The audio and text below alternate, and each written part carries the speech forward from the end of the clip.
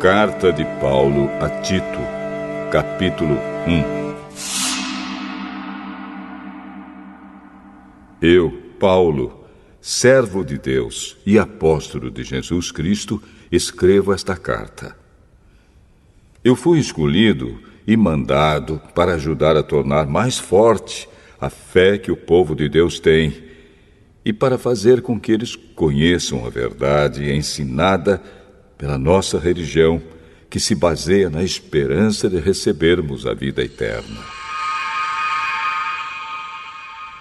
Deus, que não mente, nos prometeu essa vida antes da criação do mundo. E no tempo certo, Ele a revelou na sua mensagem. Essa mensagem foi entregue a mim, e eu a anuncio por ordem de Deus, o nosso Salvador. Escrevo a você, Tito, meu verdadeiro filho na fé, esta fé que é sua e minha. Que a graça e a paz de Deus, o Pai, e de Cristo Jesus, o nosso Salvador, estejam com você. Eu o deixei na ilha de Creta para que você pusesse em ordem o que ainda faltava fazer e para nomear em cada cidade os presbíteros das igrejas. Lembre das minhas ordens. O presbítero deve ser um homem que ninguém possa culpar de nada. Deve ter somente uma esposa. Os seus filhos devem ser cristãos e não ter fama de maus ou desobedientes. Pois aquele que tem a responsabilidade do trabalho de Deus, como bispo, deve ser um homem que não possa ser culpado de nada. Não deve ser orgulhoso, nem ter mau gênio. Não deve ser chegado ao vinho, nem violento, nem ganancioso. Deve estar disposto a hospedar pessoas na sua casa e deve amar o bem. Deve ser prudente, justo, dedicado a Deus e disciplinado. Deve se manter firme na mensagem que merece confiança e que está de acordo com a doutrina. Assim ele poderá animar os outros com o verdadeiro ensinamento e também mostrar o erro dos que são contra esse ensinamento.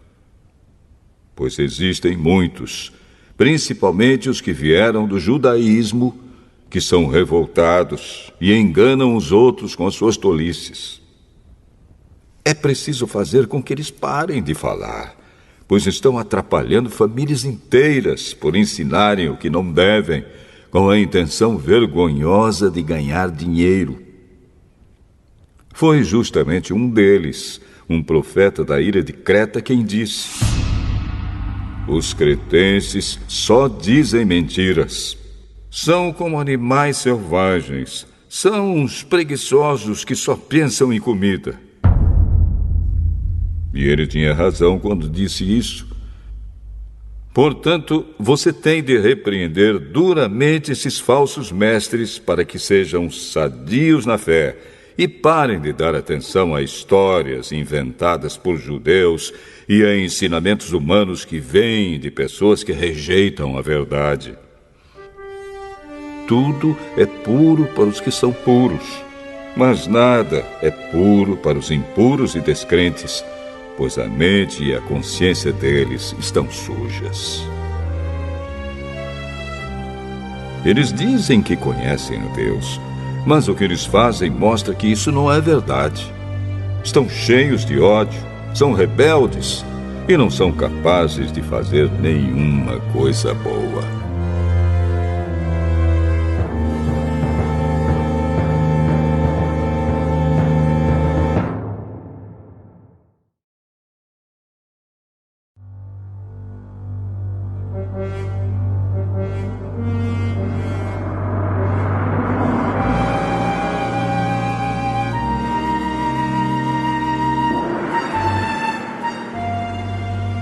Tito, capítulo 2.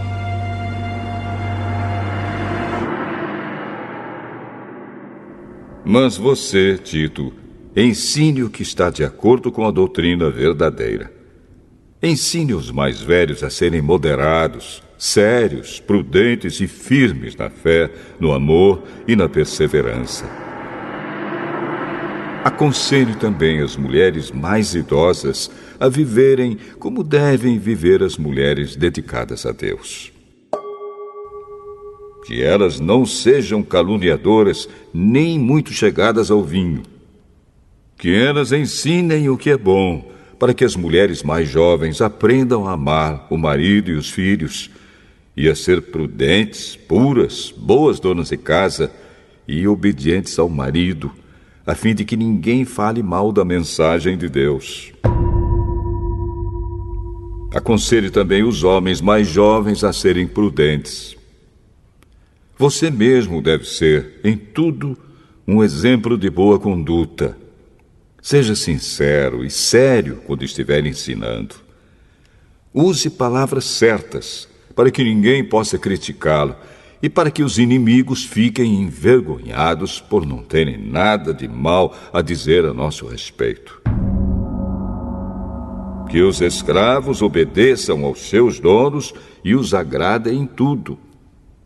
Que não sejam respondões, nem roubem os seus donos. Pelo contrário, que eles mostrem que são sempre bons e fiéis em tudo o que fazem. Desse modo, por causa das coisas que eles fizerem, todos falarão bem da doutrina a respeito de Deus, o nosso Salvador.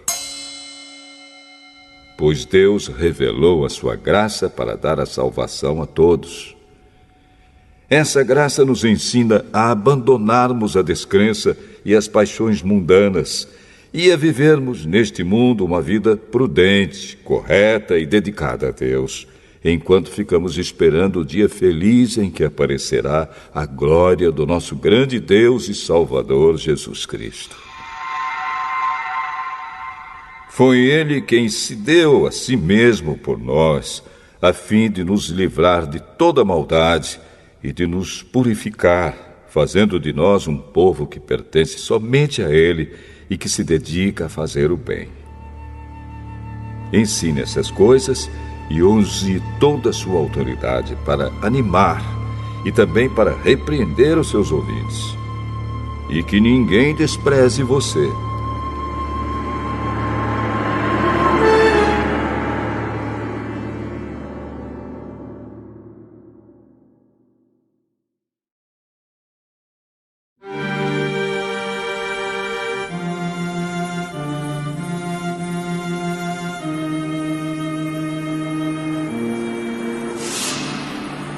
Tito, capítulo 3. Recomende aos irmãos que respeitem as ordens dos que governam e das autoridades, que sejam obedientes e estejam prontos a fazer tudo o que é bom. Aconselhe que não falem mal de ninguém, mas que sejam calmos e pacíficos e tratem todos com educação. Pois antigamente nós mesmos não tínhamos juízo e éramos rebeldes e maus. Éramos escravos das paixões e dos prazeres de todo tipo e passávamos a nossa vida no meio da malícia e da inveja. Os outros tinham ódio de nós e nós tínhamos ódio deles. Porém, quando Deus, o nosso Salvador, mostrou a sua bondade e o seu amor por todos, Ele nos salvou porque teve compaixão de nós e não porque nós tivéssemos feito alguma coisa boa. Ele nos salvou por meio do Espírito Santo, que nos lavou, fazendo com que nascêssemos de novo e dando-nos uma nova vida. Deus derramou com generosidade o seu Espírito Santo sobre nós, por meio de Jesus Cristo, o nosso Salvador. E fez isso para que, pela sua graça, nós sejamos aceitos por Deus e recebamos a vida eterna que esperamos. Esse ensinamento é verdadeiro. Quero que você, Tito, insista nesses assuntos para que os que creem em Deus se interessem em usar o seu tempo fazendo o bem. Isso é bom e útil para todos. Mas evite as discussões tolas, as longas listas de nomes de antepassados, as brigas e os debates a respeito da lei dos judeus. Essas coisas são inúteis e sem valor. Se uma pessoa causar divisões entre os irmãos na fé, aconselhe essa pessoa 1 ou 2 vezes, mas depois disso não tenha nada mais a ver com ela. Pois você sabe que uma pessoa como esta abandonou completamente o Evangelho e os seus pecados provam que ela está errada. Quando eu lhe mandar o irmão Ártemas ou o irmão Tíquico, faça o possível para ir se encontrar comigo na cidade de Nicópolis, pois resolvi passar o inverno lá. Ajude o advogado Zenas e também Apolo em tudo o que você puder, a fim de que eles tenham o que precisarem para a viagem. Que a nossa gente aprenda a usar o seu tempo, fazendo o bem e ajudando os outros em caso de necessidade, para que assim a vida da nossa gente seja útil. Todos os que estão comigo mandam saudações a você. Dê saudações aos nossos amigos na fé.